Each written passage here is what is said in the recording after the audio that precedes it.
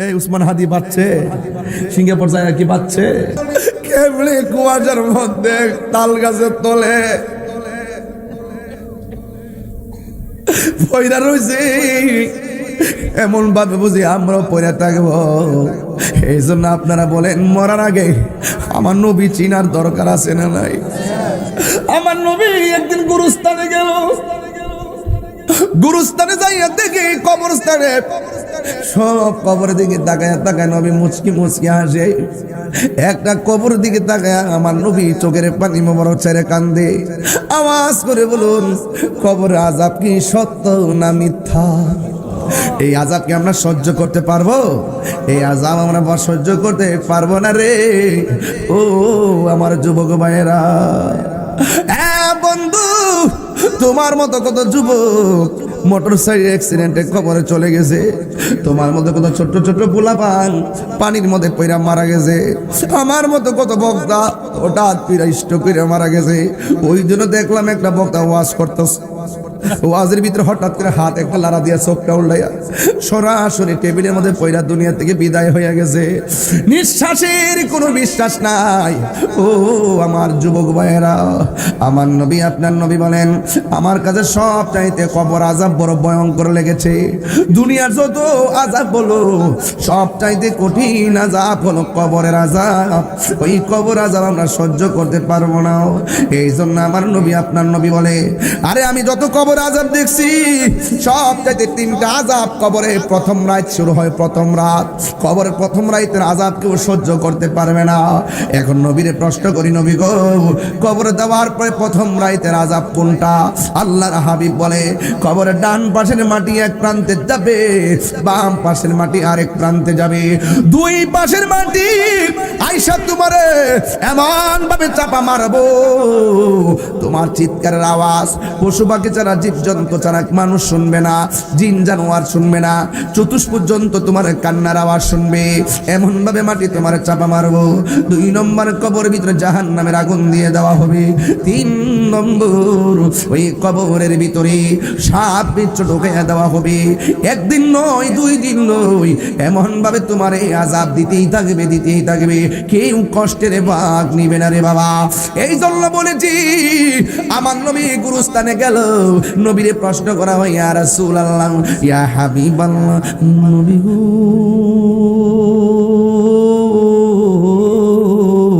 ও মায়ের নবী, দয়ার নবী, কবরের ভিতরে কেন আযাব হইতেছে? আমার নবী বলে একটা কবরের মানুষটা চুগলখড়ি করত, আর একটা কবরের মানুষ এই মানুষটা প্রস্রাব করে পবিত্রতা অর্জন করত না, এই জন্য কবরে আযাব হইতেছে।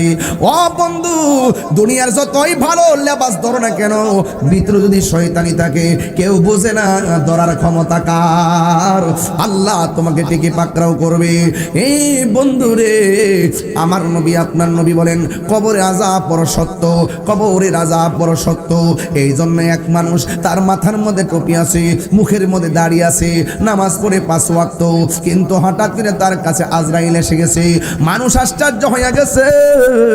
মানুষ ডাক দিয়া কয়, কি বলে জানেননি? মানুষ ডাক দিয়া কয়, কি ব্যাপার?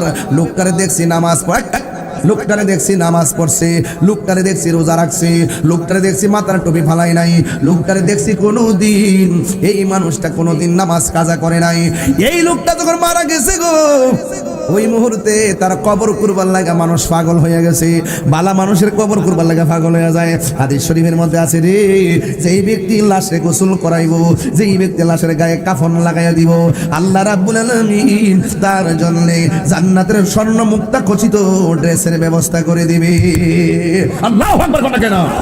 শুধুমাত্র তাই নয়, যেই ব্যক্তি লাশকে দাফন করে দিবে, কবরে নামায়া দিবে, এর মর্যাদা কত জানেননি? আল্লাহর হাবিব বলেন আমার আল্লাহ তার জীবনে 40 বার তার গুনাহ মাফ করে দিবে। গুনাহ মাফের মালিক কেডারে?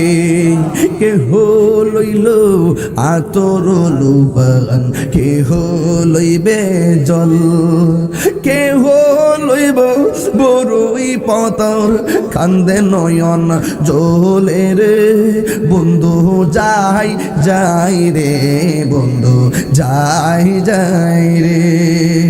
মা কান্দে, বাবা কান্দে, কান্দে আপন ওরে কান্দিয়া গাও দিয়া জনম বিদায় তোমায় দিব রে কান্দে হাই হাই রে সবাই হাই হাই রে। মার কথা মনে আসেনি, বাপের কথা মনে আসেনি রে বাজান, দাদার কথা মনে আসেনি, কেমনে গোসল দিয়া নিষ্ঠুরের মতো কবরে সবাই দিয়েছ এমন ভাবে বুঝি আমার ভাই শহীদুর রহমান ভাই মনে হয়নি এমনি শোয়া দিব, আমারও বুঝি এমন ভাবে শোয়া দিব রে, আমারে বুঝি এমন ভাবে নিয়ে শোয়া দিব, এমন ভাবে গভীর রাইতে তো লোক ওয়াজ শুনতে আইছে, কিন্তু আমারে শোয়াই দিয়েলে আমার কবরে খবর কেউ নিত না। দুনিয়ার মানুষ বড় নিষ্ঠুর।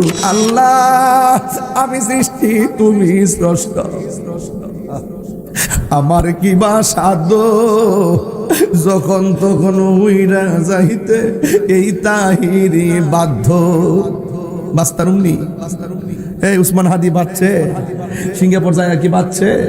আল্লাহ আমি সৃষ্টি তুমি স্রষ্টা, আমার কি বা সাধ্য যখন তখন উইরা যাইতে এই তাহিরি বাধ্য। সব ক্ষমতার প্রতিপাদ্য হর হামেশা গাই, সব ক্ষমতার প্রতিপাদ্য হর হামেশা গাই। আল্লাহ রাই তৈলে ডোরাই রাতি পোহাইলে ডর বৈশ কোনি বুইলা যায়। আল্লাহ রাই তৈলে ডোরাই রাতের অন্ধকারে মোবাইলে লাট লয়ে বের হয়, অথচ আপনার দাদা অন্ধকার কবরে এতিম হয়ে বছরের পর বছর পড়ে আছে। শফিকুলের আব্বা কয়েকদিন আগে দুনিয়ার দিকে চলে গেল। বাসে বাগানে বা গোরস্থানে হইতো দিবে মোরে খবর, তোমরা আমায় যাবে ভুলে রাখবে না যদি কোনো খবর। এই জায়গার মনে মানুষগুলা বয়া রয়েছে, আবার শহীদুর রহমান হুজুর আছে, মুফতি সাহেব আছে, আমার ভাইজান আছে, কে জানে সবার আগে মারা যায়। এই প্রথম গ্যালারিতে যারা বসে রয়েছে কার নামটা যে আল্লাহ মৃত্যুর কথা আগে লিখে রাখছে আমরা জানি না। শফিকুল ইসলাম জীবনও চিন্তা করে না এই মাহফিলের আগে তার আব্বা মারা যায়, আমরা দৌড়ায় দৌড়ায় দৌড়ায় দিলে দাওয়াতটা করছে, মনে আছে দিনের বেলা কত কষ্ট করে দাওয়াত করছে। বাবা গো বাবা, বাবা গো বাবা, বাবা তুমি কেমন আছো ছোট মাটির ঘরে, তোমার খতারি দয় মাঝে পড়ছে বারে বারে। মিজানে তো তোমার আব্বার হারাইছো না, নিজের কাঁধে লাশ লইছে, আমিও লইছি আমার বাপের লাশ কাঁদে। বাবা তুমি কেমন আছো ছোট মাটির ঘরে, তোমার খতারি দুই মাঝে পড়ছে বারে বারে। বাবা গো বাবা, বাবা গো বাবা, কত আদরে কত স্নেহ তোমার কাছে পেলাম, সব কিছু হারিয়ে আজকে নিঃস্ব হয়ে গেলাম। কত আদরে কত স্নেহ তোমার কাছে পেলাম, সব কিছু হারিয়ে আজকে নিঃস্ব হয়ে গেলাম। ভালোবাসি তোমায় বাবু বুকটা যে যাইছি রে, ভালোবাসি তোমায় বাবা বুকটা যে যাইছি রে, তোমার কথা হৃদয় মাঝে পড়ছে বারে বারে। বাবা গো